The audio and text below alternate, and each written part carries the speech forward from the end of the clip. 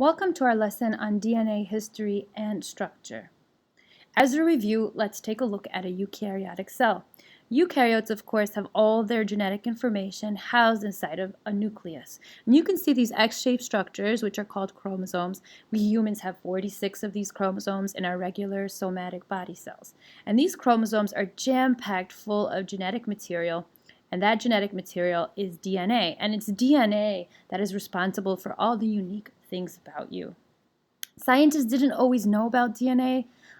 They suspected that something is passing between parents and children, but they just didn't know what that hereditary material was. So, for example, you can see this couple here, and they passed on a very obvious trait to all of their children, and that is this bright red hair color. So scientists knew about this, but they first suspected that hereditary material was actually protein, not DNA, because protein is a very, very diverse biological molecule. And it took a lot of scientists working together to discover the existence of DNA, the structure of DNA, and the fact that DNA is in fact the hereditary material of life. There's a lot of scientists that we're not going to cover in this lesson, but we'll take a look at in class. We're just going to take some highlights of some scientists who contributed to our understanding of DNA. And we're going to begin with these two. This is Alfred Hershey and this is Martha Chase. And they did some experiments with some bacteriophage viruses. And they realized that the material that these viruses inject into the bacteria that they attack, that material is DNA and not protein. And they discovered that DNA is the primary hereditary material and not protein. So let's look at their experiments. This is a bacteriophage.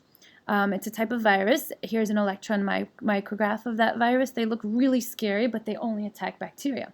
And viruses actually can't reproduce on their own. They need to hijack another cell for their purposes to use that cell as a virus factory, and that is exactly what they do. So Hershey and Chase wanted to discover what is it that viruses insert into the bacteria that allow them to take over a bacterial cell. And they first thought it was protein, so they actually labeled the proteins in the virus with a radioisotope of sulfur.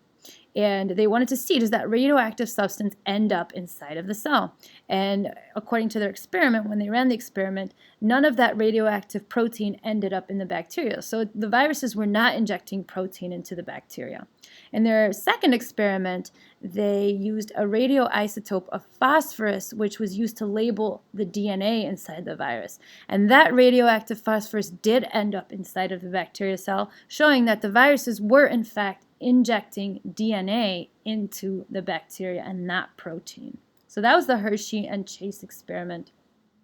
The next scientist we're going to look at is this man, Erwin Chargaff, and he was looking at DNA and trying to figure out, what's inside of DNA. And he discovered these four substances: adenine, thymine, cytosine, and guanine.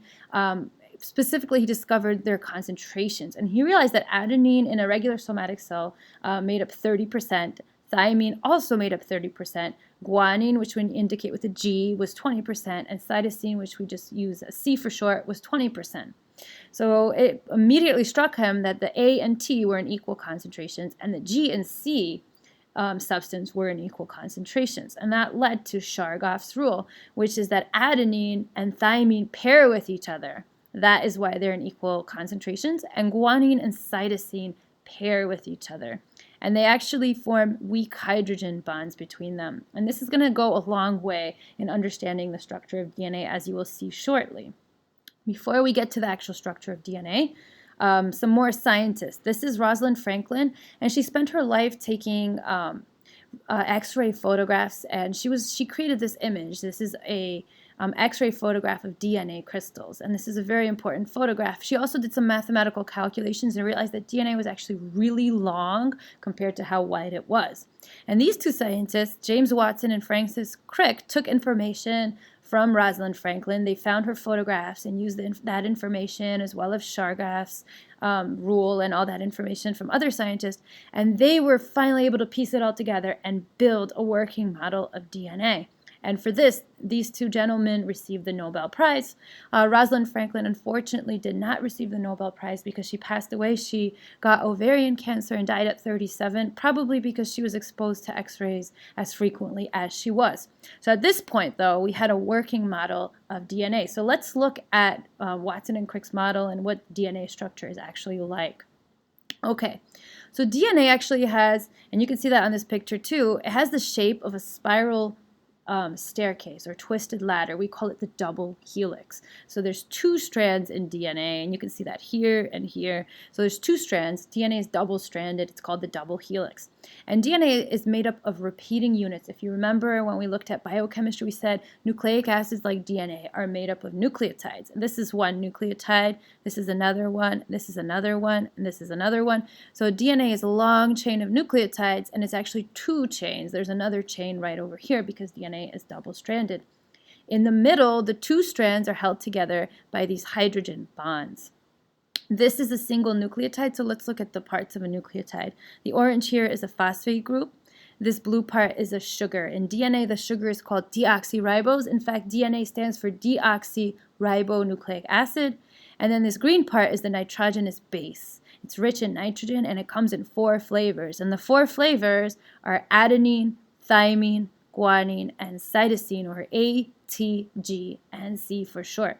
And as you saw with Chargaff's rule, C and G always goes together, and A and T always goes together. So that is basically the structure of DNA. It took us a lot of work to get to this point. Now, the nitrogenous bases are classified either as purines or pyrimidines. So A and G are actually double-ringed, and we call them purines, while T and C, so thymine and cytosine, have a single ring. We call them pyrimidines.